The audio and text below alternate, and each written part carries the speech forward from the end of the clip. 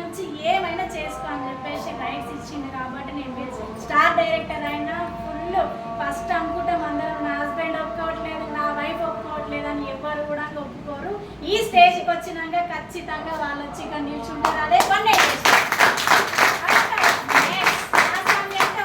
అంటే వీళ్ళు తప్పు చేయట్లేదు, తప్పు దారిలో వెళ్ళట్లేదు, మంచి పని చేస్తున్నారు, మన ఇంటి గురించి కష్టపడుతారు, మన గురించి మన పిల్లల గురించి కష్టపడుతారు.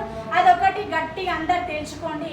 జెంట్స్ వస్తే లేడీస్కి సపోర్ట్ చేయండి, లేడీస్ వస్తే జెంట్స్కి సపోర్ట్ చేయండి. ఇది మాత్రం ఖచ్చితంగా నిర్ణయం తీసుకోండి. నేనైతే గట్టిగా చెప్తున్నా, ఎందుకంటే వాళ్ళు సపోర్ట్ ఇస్తేనే బయటికి వెళ్తాం. కానీ మా స్వామి మాత్రం చాలా యాక్సెప్ట్, కాళ్ళు కడిగి నెత్తి మీద పోసుకోవాలి. ఎందుకంటే హైదరాబాద్కి రాకపోతే నువ్వు ఎందుకు రాలేదు అన్నాడు. సరిత మేడం, కవిత మేడం, రాజకుమారి మేడం ఎవరో ఒకరు ఉన్నారు, ఆమె మగపిల్లలాగా చేస్తుంది, వాళ్ళని మొట్టైనా సరే వస్తుందని స్వామికి బాగా తెలుసు అన్నమాట. లోపల భయం ఉంటుంది కానీ బయటికి మాత్రం చాలా చేసుకొని వస్తామన్నట్టు. ఇలాంటి రైట్స్ ఇట్లా ఇచ్చిండు కాబట్టి నేను స్టార్ డైరెక్టర్ వరకు వచ్చిన. మీకు అందరికి కూడా ఉంది ఛాన్స్. ఇంకొకటి గ్రేట్ అప్లైన్ నా అమ్మనైన తర్వాత నా సరిత మేడం అసలు చెప్పుకోలేను నేను, ఎందుకంటే నా జీవితం సర్దిద్దుతుంది. నన్ను అన్నారు, నన్ను ఒక స్టేజ్కి ఒకరికి అప్పచెప్పారు, అయిపోయా నా లైఫ్. కానీ నేను నిలబడి నేను నా పిల్లల జీవితం నా జీవితం సర్దిద్దుకోవాలంటే నాకు ఎవరు కూడా ఇవ్వలేరు. ఏదో ఉన్నంత వరకే బతికినాం, పొట్ట బట్ట అన్నట్టు. కానీ నేనేం చేసిన వెస్టైలకు నా అప్లైన్ అయితే సరిత మేడం, బాలరాజ్ సార్కి అయితే అసలు నేను ఇంకా చాలా థ్యాంక్స్. ఎందుకంటే నా సొంత బ్రదర్. అసలు ఎట్లా అన్న ఇది అంటే మా చెల్లె సరిత మేడం కన్నా నో చెప్తాడు కానీ నాకు మాత్రం నో చెప్పాడు. అన్న నేను ఏడున్నా అంటే బండి వేసుకొని వస్తాడు.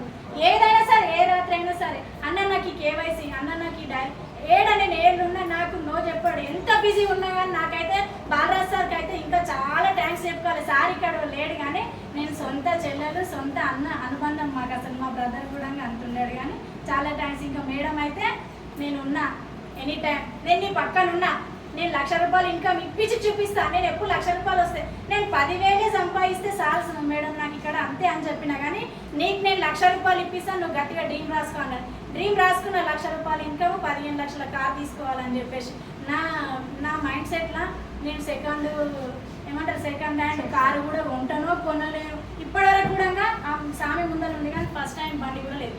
అబద్ధం ఎందుకు, ఫస్ట్ హ్యాండ్ బండి కూడా లేదు.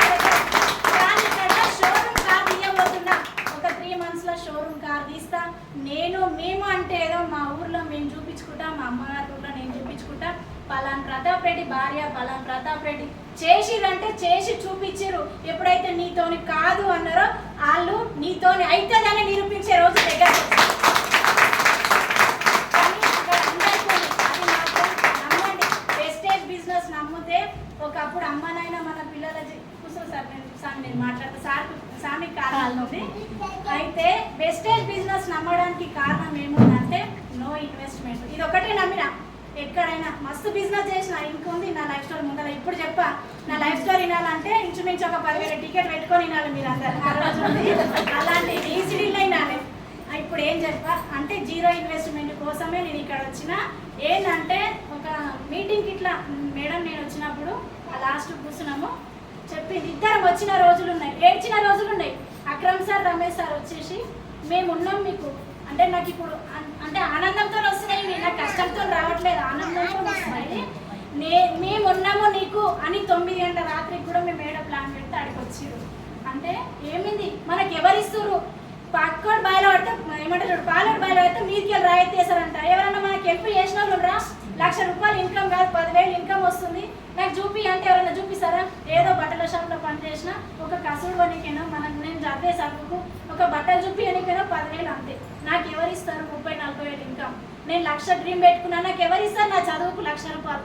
కానీ వెస్టేజ్లో 1,00,000 కాదు, నీ గురించి 10 లక్షలు రాసుకొని పెట్టుకున్నారు అని చెప్పేసి అప్లైన్స్ అందరు మన గురించి అమ్మ నాయన ఏదో ఎత్తిచ్చి అయిపోయింది. కానీ ఎవరు మన ఫ్యూచర్ చూసే వాళ్ళు వీళ్ళు ఎవరు? నాకు సరిత మేడం ఎవరు, రమేష్ సార్ శిరీష మేడం ఎవరు, అక్రమ్ సార్ ఇల్పాన మేడం ఎవరన్నా అసలు నాకు చుట్టాలా, నా సొంతోళ్ళ, నా పక్కలోళ్ళ ఏమిది నా లైఫ్ ఎట్లా అంటే మేడం ఏదొచ్చినా నైట్లో అక్రమ్ సార్ రమేష్ సార్ వచ్చేసి మేడం నైట్లో కంగ్రాచులేషన్స్ మీరు స్టార్ కాబోతురు.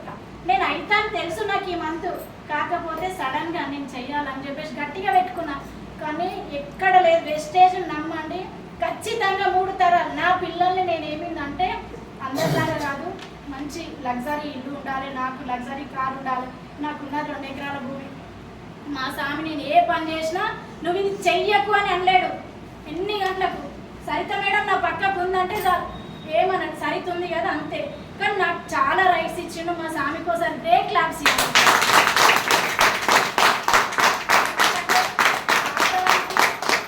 ఒప్పుకోకుండా బిజినెస్లో డ్రాప్ అయిన చాలా మంది, కాకపోతే రాకున్నా సరే కానీ నాకు సరిత మేడంకి అయితే చాలా ఫుల్ సపోర్ట్ ఉన్నారు కాబట్టి ఈ స్టేజ్ వరకు వచ్చినాం. నెక్స్ట్ 3 monthsలో మా సార్కు మంచి కార్ గిఫ్ట్ ఇవ్వబోతున్నా, నాతో పాటు బిజినెస్ కూడా చేయబోతున్నా. ఇంకొకటి సార్ బయట చెప్పుకుంటుండే స్వామి వచ్చేసి మాకు కార్ వస్తుంది, మాకు కార్ వస్తుంది. ఫస్ట్ ఏమంటుండే నీ కార్ నీకే, నా కార్ నాకే అంటుండే. ఇప్పుడు ఏమంటుండే తెలుసా, మాకు కార్ వస్తుంది వెస్టేజ్ నుంచి, మాకు కార్ వస్తుంది అంటే లోపల నా సంతోషం కూడా ఎట్లుంటుంది అంటే అబ్బా మా స్వామి పొగుడుతుండు వెస్టేజ్లో